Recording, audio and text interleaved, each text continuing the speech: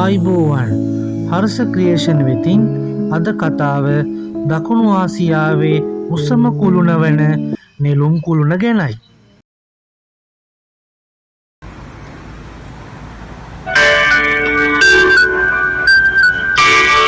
මෙම නෙළුම් කුළුණේ වැඩ ආරම්භ කරලා තියෙන්නේ 2012 ජනවාරි මාසේ.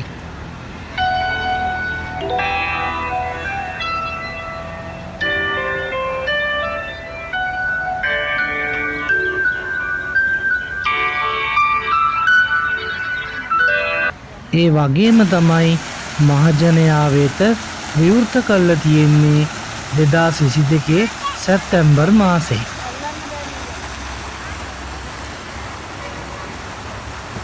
නෙළුම් කුළුණට ඇතුල් වීමට පිවිසුම් 4ක් තියෙනවා. ඉන් දෙකක් විශේෂිත අමුත්තම් වෙනුවෙන් වෙන් කරලායි තියෙන්නේ. දැන් ඔබ දකින්නේ ප්‍රධාන පිවිසුම් ස්ථානයයි. අපි ඉතින් වෙසක් සතියේනේ ආවේ. හරිම ලස්සනයි නෙළුම් කුළුණ. නෙළුම් කුළුණ ගැන තව විස්තර කියනවා නම් නෙළුම් කුළුණ උසින් මීටර් 350ක් වෙනවා. ඒ වගේම බිම් ප්‍රමාණය වර්ග මීටර් 30,600ක් වෙනවා. නෙළුම් කුළුණ දකුණු ආසියාවේ උසම කුළුණ වෙනවා වගේම ආසියාවේ කුළුණු අතරින් 11 වෙනි ස්ථානය ලබා ගන්නවා. ඒ වගේම ලෝකයේ කුළුණු අතරින් 19 වෙනි කුළුණ අප මේ රැඳී සිටින ශ්‍රී ලංකාවේ නෙළුම් කුළුණයි.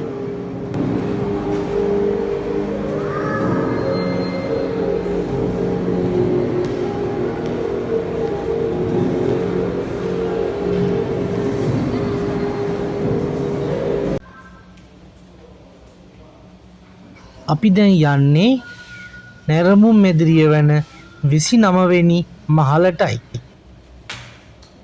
මෙම කුළුණේ විදුලි සෝපාන 8ක් තිබෙනවා. දකුණු ආසියාවේ තිබෙන වේගවත්ම සෝපානයේ තියෙන්නේ මෙම කුළුණේ.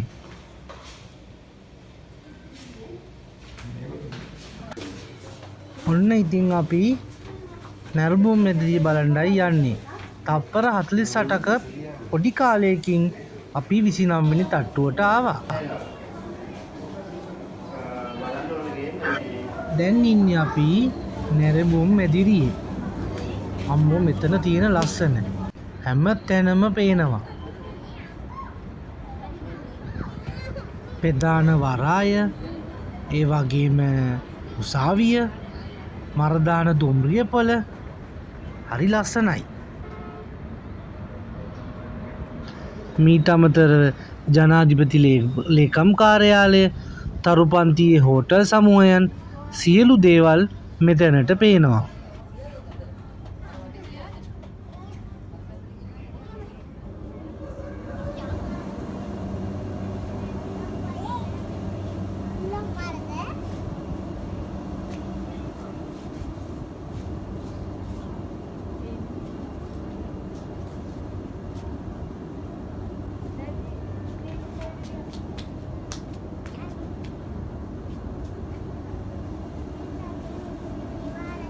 මුතුරාජවෙල තෙල් ගබඩා සංකීර්ණයත් හරි ලස්සනට පේනවා.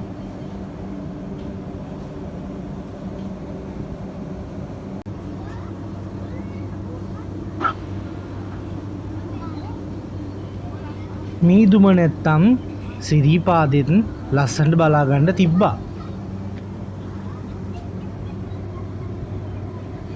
මෙම නැරඹුම් පරිසරය අංශක 360ක විව් එකක් ලස්සන්ට දැක බලා ගන්න පුළුවන්.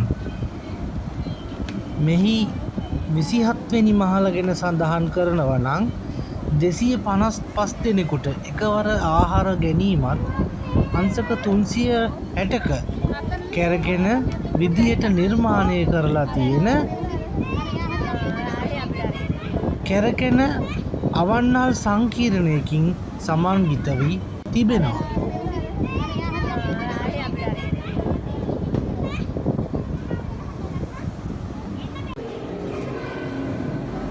අපි දැන් යන්නේ ෆික්සල් බ්ලූම්. එහෙමත් නැත්නම් දකුණු ආසියාවේ එකම ඩිජිටල් කලාගාරය වෙතටයි.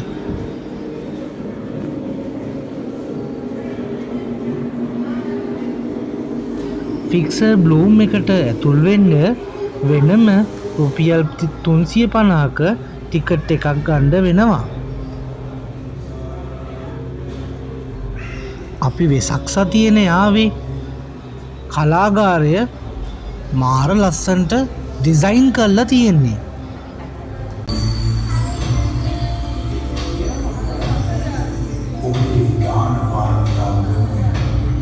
ඕගොල්ලෝ ඩිජිටල් කලාගාරය බලන ගමන් මේකත් අහගන්නකෝ. මෙම කුළුණේ 25 වෙනි මහල සහ 26 වෙනි මහල උත්සව සඳහා වෙන් කරලා තිබෙනවා.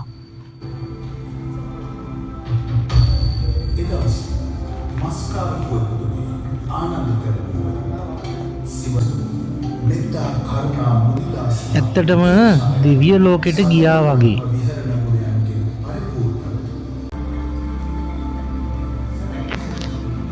තුන්වෙනි මහල එහෙමත් නැත්නම් නෙළුම් මල පිපෙන්න පටන් ගන්න තිබෙන ඕපන් විව් එක විවිධ ඉවෙන්ට් සඳහා වෙන් කරලා තිබෙනවා.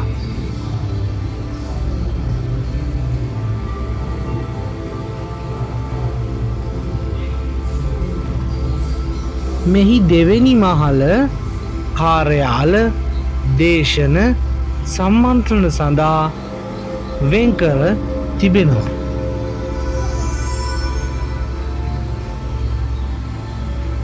පළවෙනි මහල රෙස්ටුරන්ට් සහ කොෆි ෂොප් සඳහා වෙන් කරලා තියෙනවා.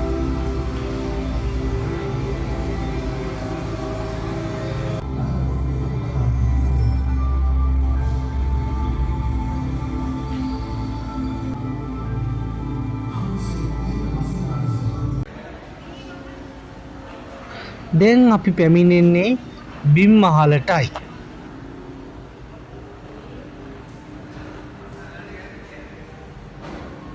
බිම් මහලේ විවිධ කඩසාප්පු පිහිටා තියෙනවා.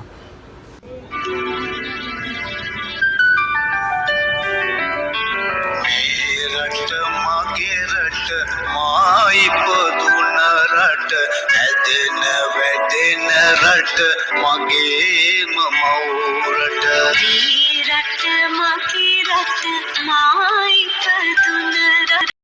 සමහර කඩසාප්පු වලින් සිහිවටන උනත් මිලදී ගැනීමට හැකියාවල් තිබෙනවා.